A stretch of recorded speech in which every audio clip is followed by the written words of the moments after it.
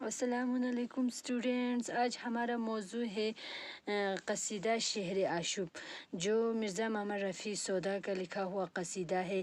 قصیدہ شہر آشوب مطلب زمانے کے بدحالی کے بارے میں لکھا گیا ہے۔ شہر آشوب اس کو کہتے ہیں جس میں زمانے کے بدحالی کے بارے میں لکھی گئی ہو۔ آپ سامنے میری جو کوئی پیر و جوان ہے، دعویٰ نہ کرے یہ کہ میرے منہ میں زبان ہے۔ سودا جو ہے اس شعر میں، اس قصیدے میں سودا کہتے ہیں کہ سودا فرماتے پیر و جوان مطلب بوڑھا اور جوان۔ سودا کہتے ہیں کہ لوگ اب نہ کہے کہ میں کچھ نہیں کہہ سکتا، میں کچھ نہیں کہہ سکوں گا۔ میں تمام بزرگوں اور جوانوں سے کہتا ہوں کہ میں حالات کو بیان کر سکتا ہوں۔ یعنی سودا پہلے قصیدے میں یہی فرماتے ہیں، پہلے مطلب مصرے میں یہی فرماتے ہیں کہ لوگ مجھ سے یہ نہ کہے کہ سودا جو ہے کچھ نہیں کہہ سکوں گا۔ میں تمام بزرگوں اور جوانوں سے کہتا ہوں کہ میں حالات کو بیان کر سکتا ہوں۔ میں حضرت سودا کو سنا بولتے یارو، اللہ رے اللہ کیا نظم بیان ہے۔ یعنی سودا فرماتے ہیں کہ قصیدے میں فرماتے ہیں کہ لوگ ایک دوسرے سے باتیں کر رہے ہیں۔ اللہ رے اللہ، اللہ رے مطلب کلمہ تعریف، نظم میں بیان مطلب بیان کی تعریف، بیان کی ترتیب۔ یعنی لوگ فرماتے ہیں ایک دوسرے سے باتیں کرتے ہوئے، ایک آدمی فرماتے ہیں لوگوں میں نے سودا کو بولتے سنا، اس کے بیان کی ترتیب دیکھ کر حیرت ہوتی ہے۔ یعنی میں کیا ہو گیا، میں نے سودا کو بولتے ہوئے سنا، اس کا بیان ترتیب یعنی بیان کرنے کا طریقہ جو اس کے بولنے کا طریقہ دیکھ کر میں کیا ہو گیا، حیرات ہوتی ہے۔ اس کا کلام متاثر کرتا ہے، یعنی اس کا کلام جو ہے کیا کرتا ہے، اس کی شعر جو ہے ہمیں کیا کرتا ہے، متاثر کرتا ہے، اثر کرتا ہے۔ اتنا میں کیا عرض کی فرمائے حضرات، آرام سے کڑنے کی طرح کوئی بیان ہے۔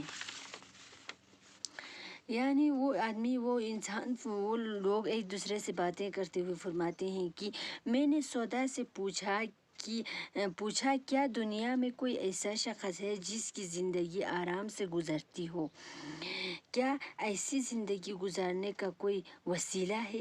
یعنی میں نے سودا سے صرف اتنا، وہ آدمی کہتے ہیں کہ میں نے سودا سے اتنا پوچھا کہ دنیا میں کوئی ایسا شخص ہے جس کی زندگی جو ہے آرام سے گزرتی ہے، کیا ایسی زندگی گزارنے کا کوئی وسیلہ ہے؟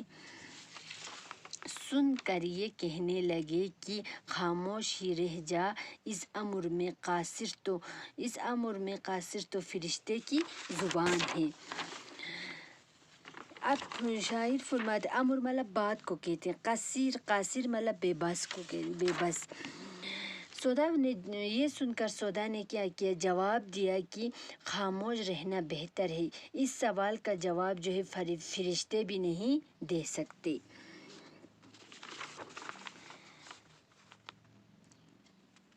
کیا میں بتاؤں کہ زمانے میں کئی شکل ہے، وجہ معاش اپنی سو جس کا یہ بیان ہے۔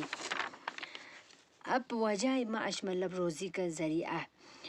سودا کہتا ہے کہ میں کیا بتاؤں، دنیا میں ہر شخص روزی روٹی کی فکر میں ہے۔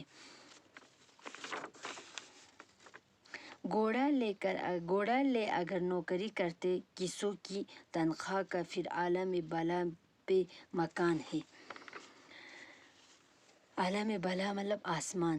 سودا کہتے ہیں کہ اگر کوئی کسی کی نوکری کرتا ہے تو اس سے تنخواہ نہیں ملتی۔ اس زمانے میں گھوڑے بان بھی پریشان ہے، یعنی گھوڑا کا کیا کرنے والا، گھوڑے رکھنے والے انسان بھی کیا ہے، پریشان ہے۔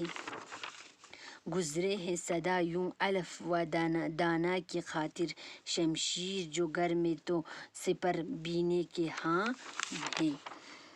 یعنی الف مطلب گھاس، دانا مطلب غذا، سپر مطلب ڈال، جو مطلب کیا کرنا، تلوار کو روکنے کا آلہ جو ہے اس کو ڈال کہتے ہیں۔ لوگ سودا کہتے ہیں کہ لوگ ہمیشہ دانہ پانی کے لیے یعنی غذا پانی کے لیے اس طرح گزرے ہیں کہ شمشیر گھر پر اور ڈھال بینے کے دکان پر چھوڑ آئے، یعنی لوگ جو ہے اپنی دانہ غذا اور پانی کے لیے زندگی جو ہے اس طرح گزرے ہیں کہ خود کا شمشیر جو ہے کیا ہے گھر پر ہے، اور اس کا ڈھال جو اس کو روکنے کا آلہ ہوتا ہے وہ جو ہے بینے کے دکان پر چھوڑائے۔ مطلب روزی روٹی حاصل کرنے کے لیے جو لوگ کماتے ہیں وہ دکانداروں کے حوالے کرتے ہیں، یعنی جو لوگ روزی روٹی مطلب حاصل کرنے کے لیے جو کماتے ہیں وہ کیا کرتا ہے، وہ دکانداروں کے حوالے کرتے ہیں۔ لیکن مہنگائی اتنا زیادہ ہے کہ ان کو کمائی کے بدلے کچھ نہیں ملتا، یعنی مہنگائی جو ہے اتنا زیادہ ہو گئی کہ ابھی زمانے میں ایسا زمانہ آ گیا کہ مہنگائی جو ہے بہت زیادہ ہو گئی تو اس کے بدلے میں کچھ نہیں ملتا۔ سوداگری کیجیے تو اس میں یہ مشقت دکن میں بکے وہ جو خرید صفحان ہے۔ سوداگری مطلب تجارت، مشقت مطلب محنت، دکن مطلب جنوب، اصفہان مطلب ایران کا ایک مشہور شہر۔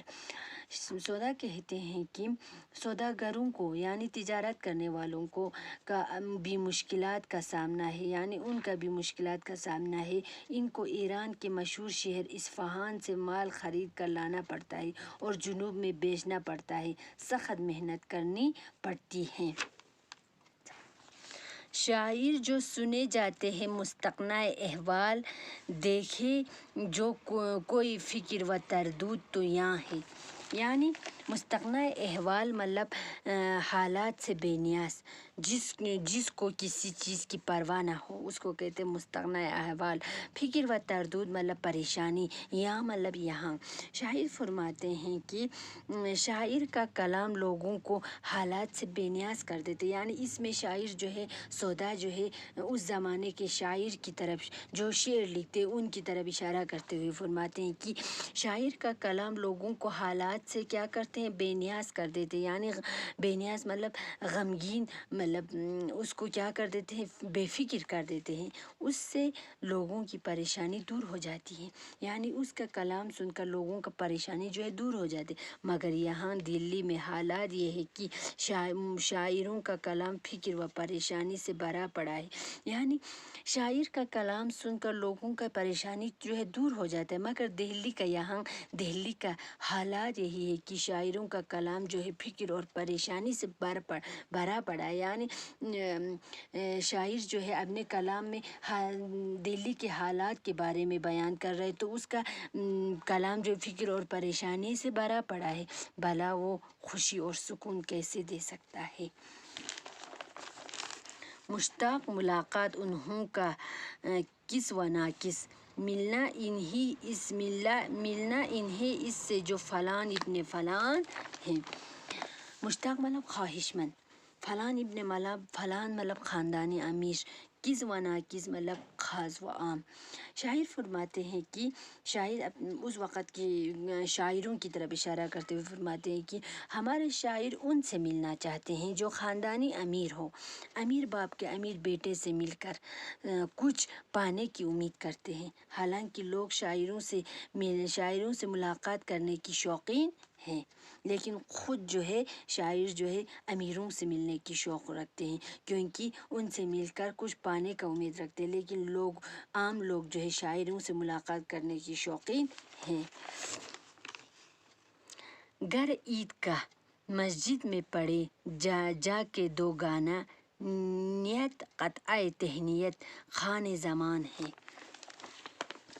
دو گانا مطلب 2 رکعت نماز، قطع تہنیت مطلب قطع جو خوشی اور مبارکباد کے موقع پر لکھا جاتا ہے، خوان زمان مطلب زمانے کا امیر شخص۔